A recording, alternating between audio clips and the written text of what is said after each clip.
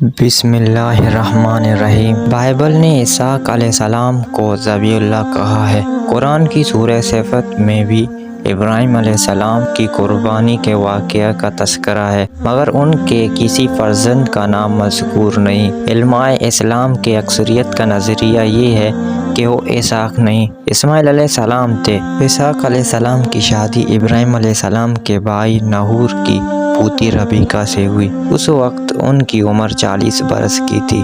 آپ کی دعا سے 20 سال بعد جڑواں لڑکے یسوع اور یعقوب علیہ السلام پیدا ہوئے۔ یسوع سے بنی ادوم اور یعقوب علیہ السلام سے، جن کا لقب اسرائیل تھا، بنی اسرائیل کی نسل چلی۔ اسحاق علیہ السلام نے 180 سال کی عمر میں انتقال کیا۔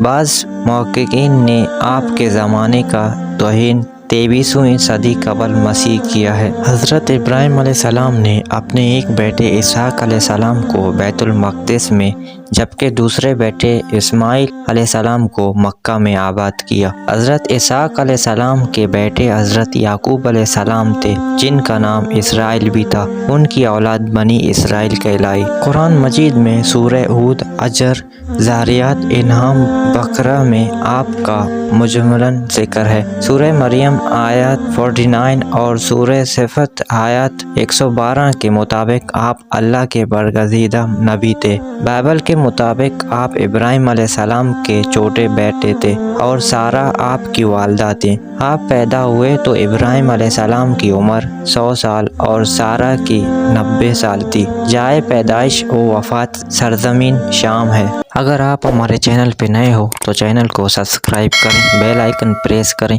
تاکہ آپ کو ہمارے آنے والے ویڈیو پہلے پہنچ سکیں۔ اللہ حافظ۔